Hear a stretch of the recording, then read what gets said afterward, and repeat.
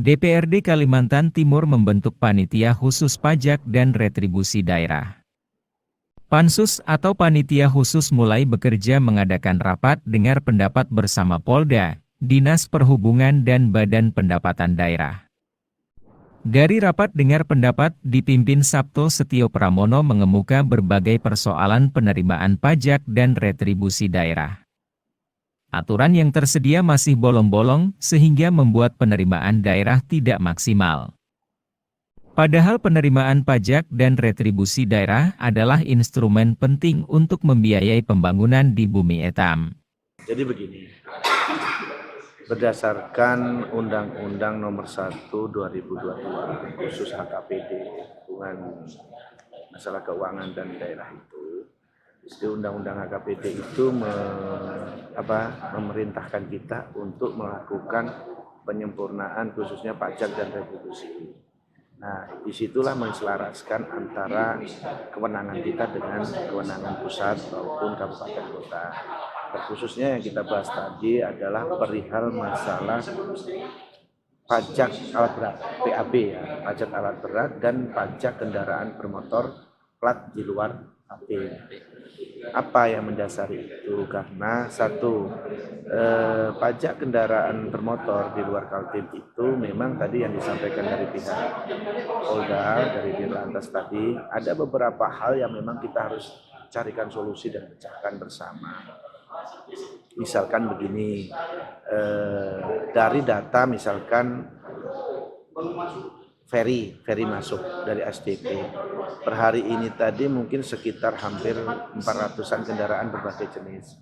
Tapi tulisannya cuma kendaraan besar, sedang, kecil, kendaraan bermotor. Nanti ke depan kita akan mencoba nanti merumuskan single identity. Kenapa ini kendaraan-kendaraan ini harus ditertibkan? Berdampaknya satu ya. Misalkan kendaraan itu beroperasi di sini, platnya bukan di sini, ya. Satu, kuota BBM kita berkurang. Karena kuota BBM di kita ini adalah berdasarkan plat kendaraan kita. Nah, kalau dipakai misalkan orang yang beroperasi di sini kan habis. Di ketentuan di Padang Undang-Undang Lalu Lintas itu di pasal 71 itu memang diminta setelah 3 bulan masuk, ya kan? Itu diminta untuk diimbau untuk mengganti plat kendaraan. Tapi ada kendala lagi. Kalau misalkan orang yang di sini bekerja dari Surabaya, bekerja dinas di Kaltim, misalkan setahun, 2 tahun, ya kan? Apakah ini mengganti plat kendaraan sini harus berubah KTP? Sedangkan syarat ketentuan untuk kendaraan kan harus KTP domisili di Kaltim. Nah, ini kan juga menjadi kendala. Nah, disinilah nanti akan kita urai bersama solusinya seperti apa, ya. Aturan yang bolong-bolong itu diantaranya mengenai pemungutan pajak bagi mobil-mobil dari luar daerah yang beroperasi di Kalimantan Timur. Kemudian mobil-mobil itu, termasuk juga alat berat, mengisi kendaraan dengan BBM, maka otomatis mengurangi jatah BBM yang kuotanya dibatasi Pertamina untuk tiap kabupaten, kota daerah ini. Mengemuka juga mengenai status jembatan timbang yang selama ini menjadi kewenangan pemerintah pusat.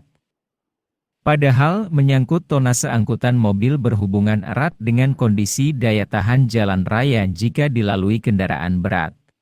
Kalau alat berat nanti kita akan mencoba